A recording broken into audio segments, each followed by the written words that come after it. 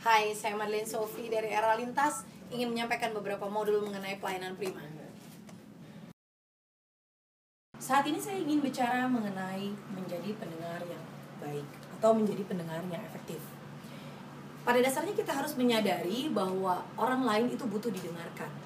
Menjadi pendengar yang baik tidak mudah, membutuhkan latihan yang panjang dan pikiran yang jelas mengerti bahwa orang lain perlu didengarkan.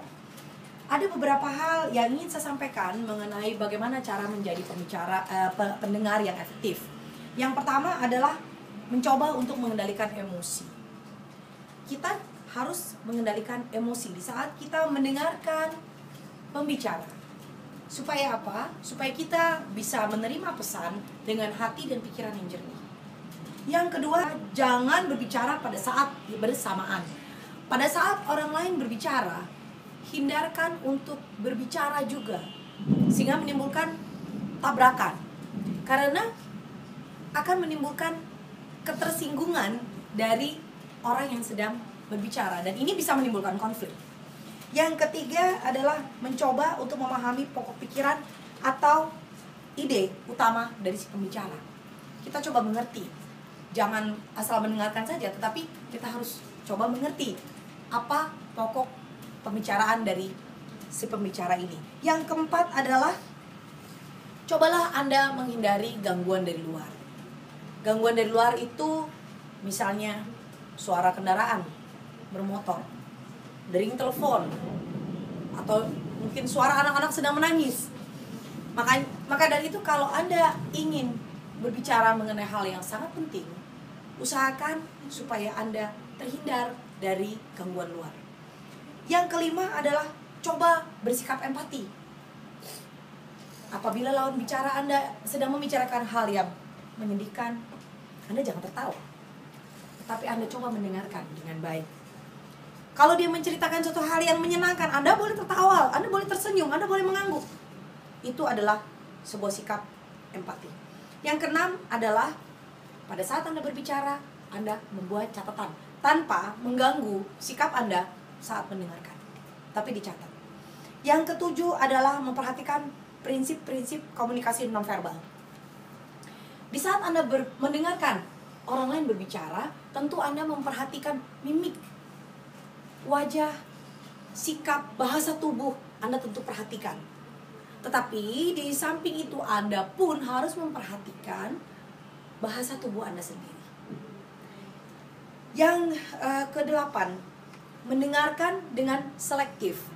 Anda harus bisa memilah, Anda harus bisa mendengarkan, Anda harus bisa tahu mana yang ini hanya sekedar intermezzo atau ini adalah pokok dari pembicaraan. Anda harus bisa memilah itu. Kemudian yang kedelapan, bertanya pada tempatnya. Kita dapat menunda pertanyaan. Kita tunggu pembicara selesai, tetapi kita catat apa yang ingin kita tanyakan.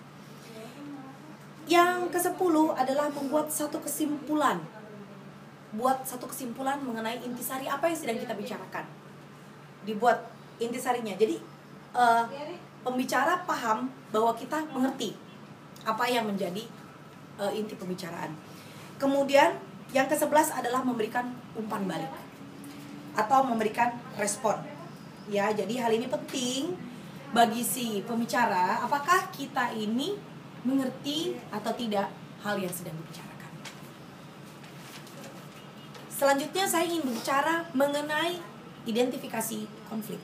Bagaimana cara kita bisa mengidentifikasi konflik? Sesungguhnya konflik itu berasal dari mana? Konflik itu bisa dimulai dari perbedaan kepribadian. Tidak semua orang punya kepribadian ekstrovert, atau tidak semua orang mempunyai sifat sebagai seorang sanguin. Orang sanguin selalu bergembira, selalu ceria, selalu open, tapi sering lupa. Berbeda dengan orang flegmatis. Orang flegmatis begitu tenang, begitu damai, cinta damai, nggak mau banyak bicara, lebih teliti, nggak sama. Ini adalah perbedaan kepribadian. Tentunya hal ini kadang-kadang menimbulkan konflik. Hal yang kedua bisa menimbulkan konflik adalah perbedaan cara pandang. Cara pandang manusia itu dibedakan dari pendidikan, latar belakang keluarga, latar belakang informasi yang diterima. Itu adalah perbedaan cara pandang. Yang ketiga adalah perbedaan tujuan dan kepentingan. Ada orang yang contohnya dia mau bekerja memang betul-betul untuk mencari uang semata. Tetapi ada orang yang bekerja itu untuk kepentingan banyak orang. Perbedaan kepentingan. Nah, hal seperti ini juga bisa menimbulkan konflik. Dan ini dibutuhkan pengertian supaya kita bisa melihat mencapai satu tujuan. Yang keempat adalah perbedaan pemahaman. Perbedaan pemahaman ini juga biasanya didasari oleh perbedaan informasi. Setiap orang itu berbeda. Contohnya, pemahaman mengenai gaya hidup sehat. Ada orang yang mendapatkan informasi dari teman-temannya. Ada orang yang mendapatkan informasi dari dokter pribadinya. Ada orang yang mendapatkan informasi dari buku yang dia baca. Tentunya hal ini juga bisa menimbulkan konflik dan butuh satu tujuan supaya kita bisa terhindar dari konflik. Nah, bagaimana kalau kita punya konflik, ya, baik dengan kolega, baik dengan customer, apa yang harus kita lakukan? Contohnya ada 5 langkah untuk menghindari atau solusi dari konflik. Yang pertama adalah netralisasi sikap. Usahakan kita bisa bersikap netral, mengabaikan kebiasaan buruk orang yang menyebalkan kita. Misalnya Anda selalu kecewa dengan sikap kolega Anda abaikan saja. Bersikaplah netral. Yang kedua, hindari sumber konflik. Kalau memang Anda berkonflik dengan dia tetapi Anda harus bekerja sama, Anda bisa bekerja tanpa bersentuhan atau berinteraksi secara langsung untuk menghindari konflik. Yang ketiga adalah ubah sikap kita. Karena tidak mungkin bagi kita mengubah sikap orang lain, tetapi kita bisa mengubah sikap kita sendiri. Belajar untuk bisa mengubah sikap kita. Yang keempat adalah blending. Bagaimana kita bisa blending? Blending atau menyatukan kita dengan orang lain. Supaya kita mengurangi perbedaan adalah kita bisa fokus atas satu hal. Jadi kita sama-sama memfokuskan diri untuk satu tujuan. Baru kita bisa blending. Dan yang terakhir adalah understanding. Memecahkan semua persoalan bersama-sama.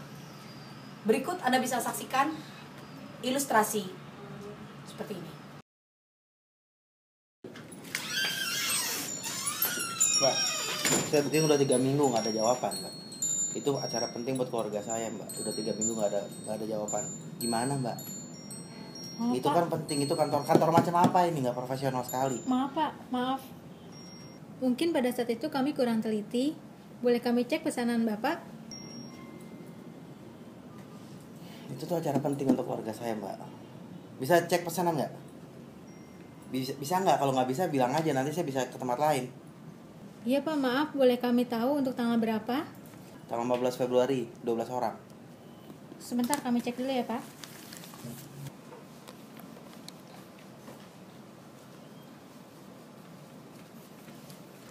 Kemarin nanya yang Pak.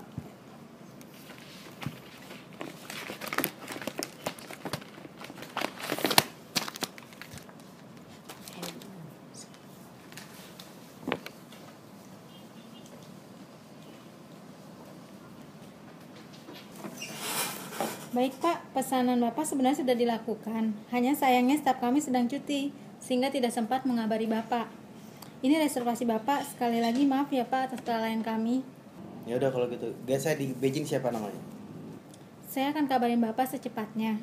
Maaf Pak, ada lagi yang bisa saya bantu? Ya udah itu aja.